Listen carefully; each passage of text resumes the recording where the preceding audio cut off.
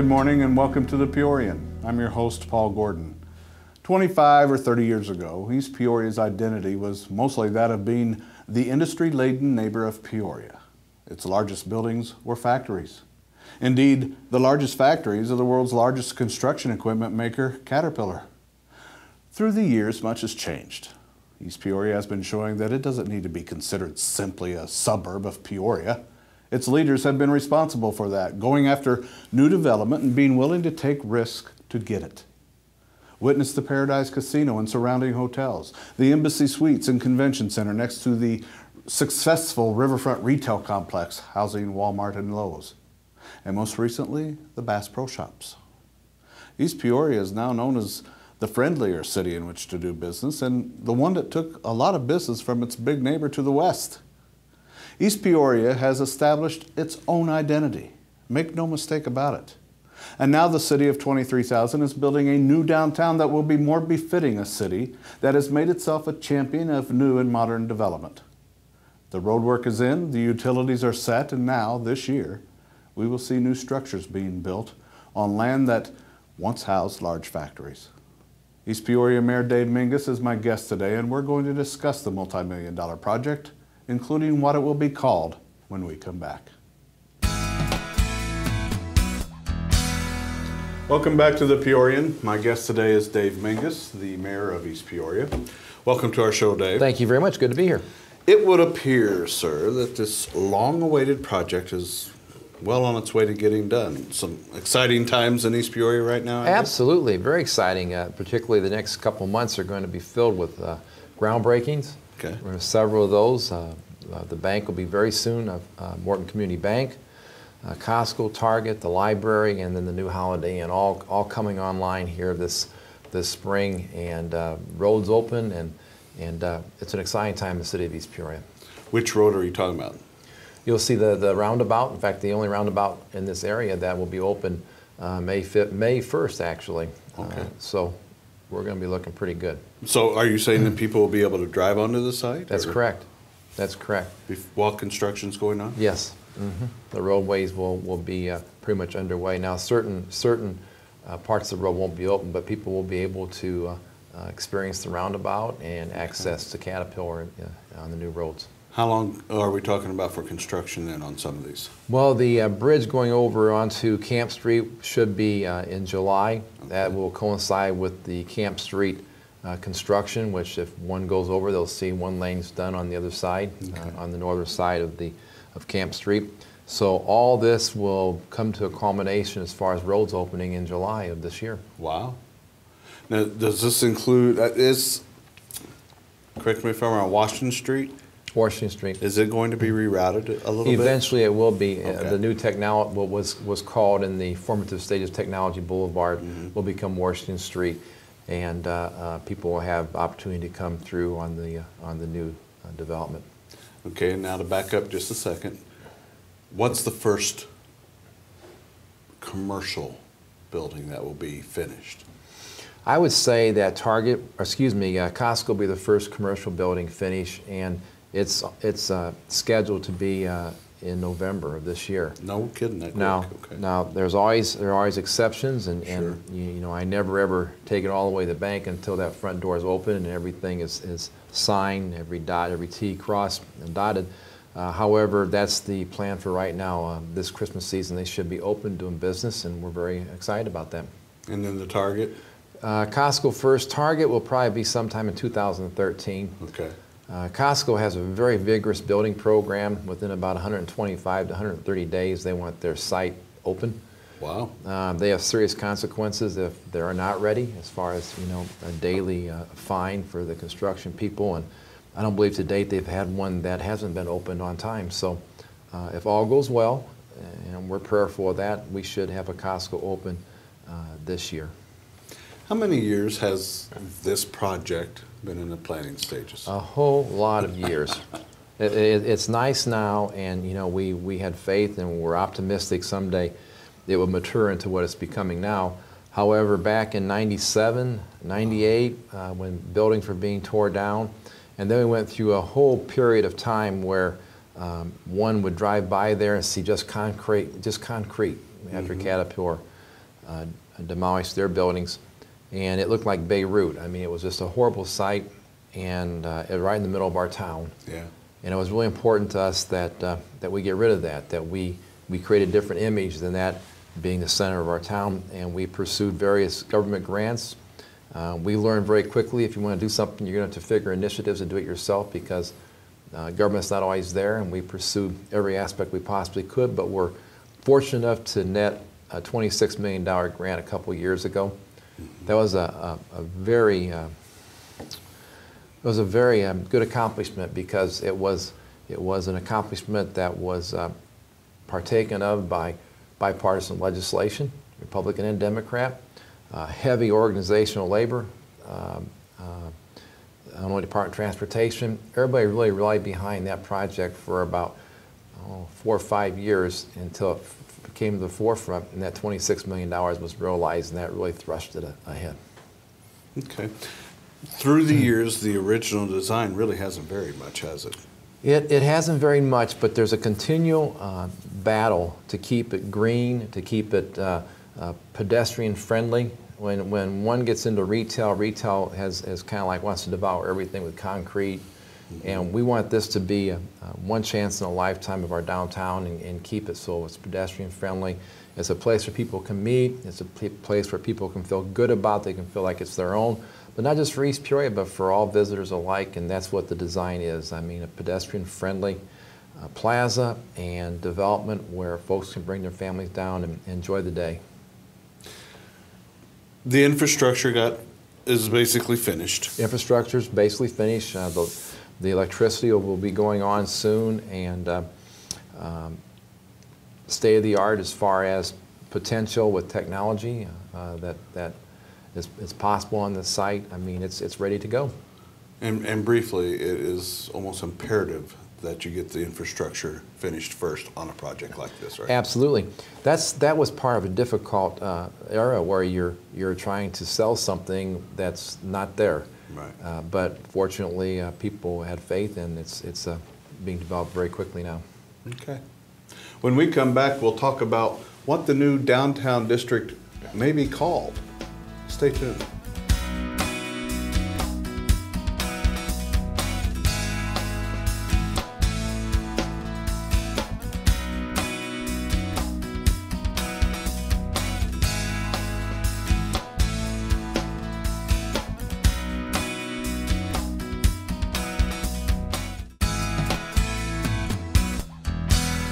Welcome back to the Peorian. I'm with Dave Mingus, the mayor of East Peoria, and we're talking about the new East Peoria downtown project. As I understand it, Dave, the city has narrowed the list of possible names for the development to 6. 6. And it's asking the public for input, is that correct? That's correct. Okay. Is it a contest of sorts? Yeah, it is, and it's 6. Depending on what day you look, because people are able to come back with derivatives of the original names. Okay. And come back with what they might think is a good name. But we had a few incentives, nothing extreme. I think a night at the embassy, just as an incentive. And we had probably 250 or more people who submit names. Oh. It was a great endeavor, great response. Many of the names that were presented had great viability. And then we had a committee, and the committee narrowed it down to probably, I would say, about 3, and then derivatives keep coming on. But it was really cool because we, of course, want our citizens to be involved in this downtown project. I mean, they have been from the beginning. They've been patient, and this was really just kind of icing on the cake where they get to name it too. How much weight will the public input be given for the final name? Ultimate. Okay. I mean, we won't take a vote on it, but we certainly know that they made their wishes known to us, and the commissioners will come together and select the name out of the final 2 or 3. How soon? I would say within the next 30 days. It's important that we get a name, start branding the downtown area. We have representatives who are traveling to promote it in the future, and that name's very, very important. When you say the next 30 days, you're talking about by the end of May? Absolutely. Okay. The names on the website are Levy District. That's correct. The Epicenter, a play on East Peoria, Illinois Center. The Depot, with emphasis on the EP in there, correct? With everything depot standing for or downtown East Peoria of today. Is that correct? Well, there was a version today/tomorrow. Okay. That's not on there, but that was a version. The Renaissance Depot, the Commons, and the Epic Center, East Peoria, Illinois City Center. Do you have a favorite? No, but back in college where I ate, my food was called the Commons, and the food wasn't that great. So it's like, we're going to get through that. We certainly will. At this point, I'm looking. They all have great potential. The levee is certainly it's representative of the area. Sure. That's built right on the levee. The other ones merit definite consideration too, and I'm just kind of holding off until I get more input from the community. Why do you want to give it a certain name?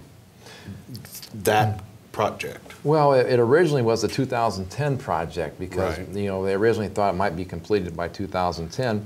Well, that's come and gone, and there's a need to have identifiable branding, identifiable name, like I said, that people can refer to. I mean, you have Grand Prairie Mall, you have these different terminology for places of gathering, and it's important that we choose the right name so it represents what we want done there. And when you say people, Community you're residents, talking citizens. about anywhere, both sides of the river. Both sides of the river certainly have weighed in on it, but I think East Peorians probably have felt a little more ownership in it. But yeah, we've had both sides of the river people weigh in on the situation. But when you want it to have an identifying name, you want people on the other side of the river, when that name is mentioned, they're going to know it's East Peoria. I want people in Chicago, St. Louis. We're attracting many businesses. Bloomington, within a 100-mile radius, be able to know that's what they're talking about. That's in East Peoria. That's where I want to go. And you don't think that giving it a name, a catchy name, takes away from it being the new center of East Peoria government eventually? No, I don't think so. I don't think so. I think it's going to be a while before we have a city hall down there because certainly budgets are tight right now.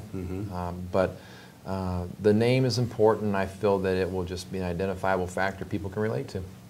Okay. We're going to take a break for some messages right now from our sponsors. And when we come back, I'm going to ask Mayor Mingus about how it is that East Peoria has managed to attract some of the business that it has the last couple decades. But first, here is our own Kevin Kaiser to talk about what's going on in the literary and culinary world. Stay tuned. Hey, look at me! This week, another very special episode of Kevin Reads Stuff So You Don't Have To, Founders Edition. Now, truth be told, I'm a bit of a Founding Fathers nerd with a special interest in the Virginia founders, which should show just exactly how much of a Founding Fathers nerd I am. Now, that includes Washington, Jefferson, Monroe, and James Madison, who is the subject of this week's book, James Madison and the Making of America by Kevin Gutzman. Now, this is a detailed tome looking specifically at the years just after the American Revolution ended. There was a period where all the states had to adjust to being actual, states. In short, they had to put on their big boy pants and were struggling a bit, as big boys do. Virginia is a good example. One of the largest and most wealthy states in the Union, Virginia arguably had the most to gain from the Revolution, yet they were almost resorting to pre-revolutionary laws, in particular laws regarding religion. Virginia was still following old colonial laws and on the verge of levying a new tax to support religion. What certain lawmakers felt made this law different from past calls to state-supported religion was that it allowed the taxpayer to select the recipient of his contributions. Somewhat surprisingly, this law found great support from one of the luminaries of the Enlightenment, Patrick Henry. This was because men like Henry felt the lack of religious authority was resulting in a general breakdown of morals in society. I mean, the next thing you know, men will stop wearing breeches and using snuff. Where will it end? Dogs and cats living together? Anyway, Madison stepped in his usual Madisonian way.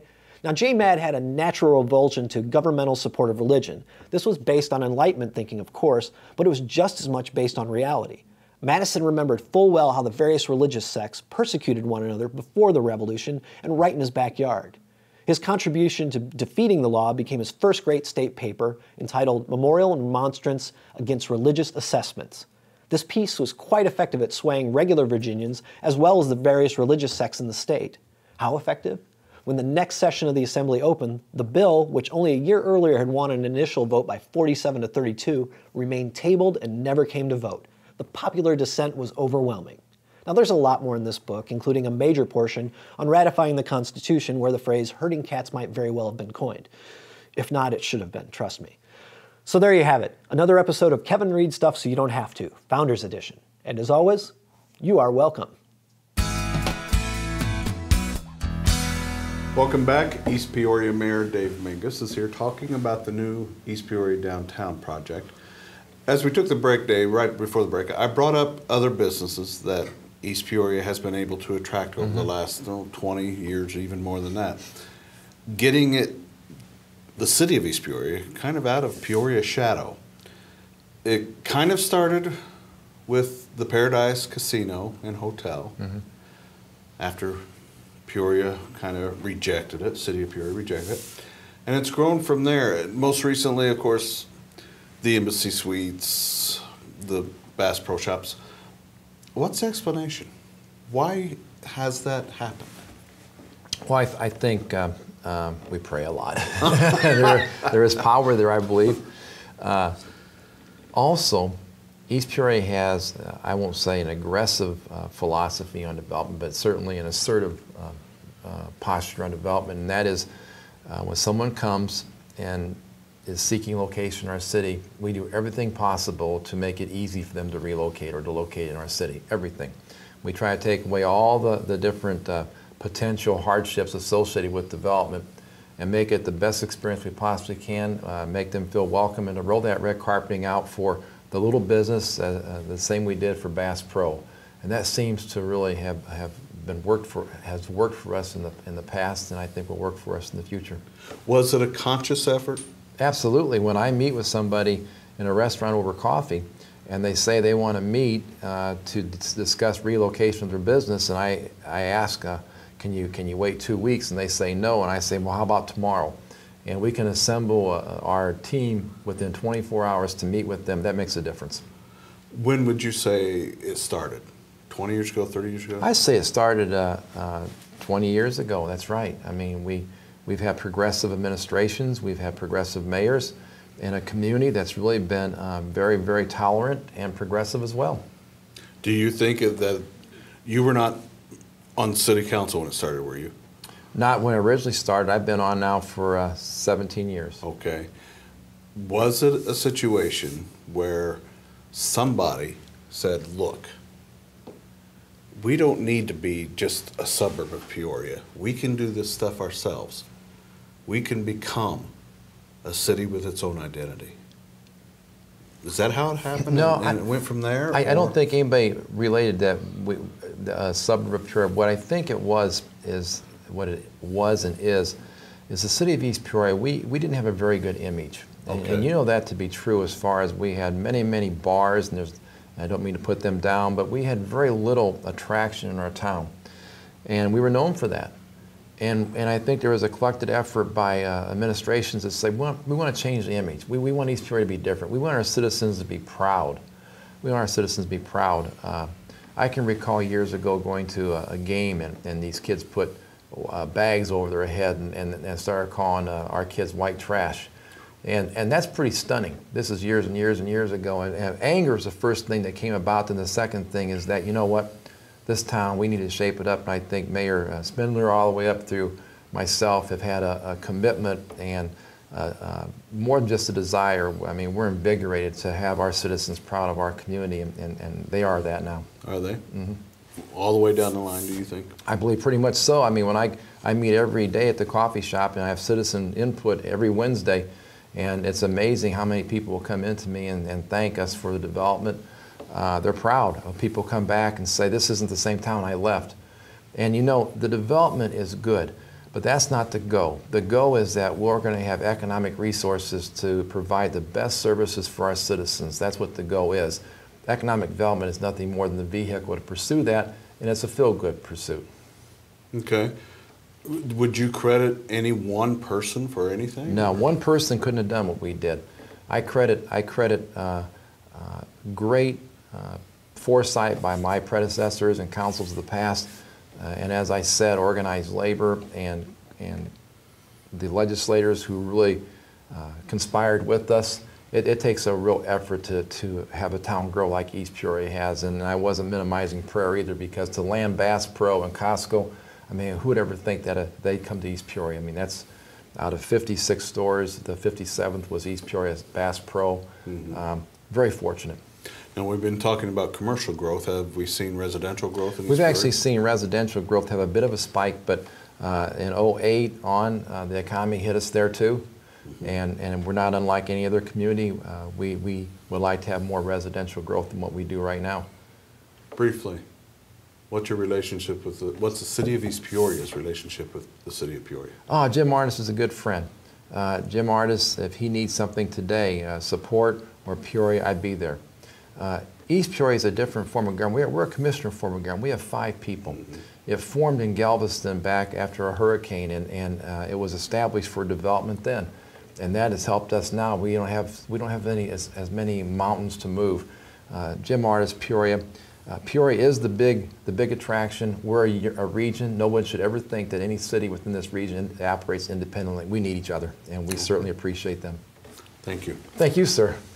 I hope you've enjoyed today's program and are getting more pumped about the projects going on in our area, including, of course, East Peoria. Remember, you can see this and other episodes of The Peorian on our website, thepeorian.com, including a little extra conversation that doesn't make it to this broadcast. And be sure to join us for another episode next Sunday at 8 a.m.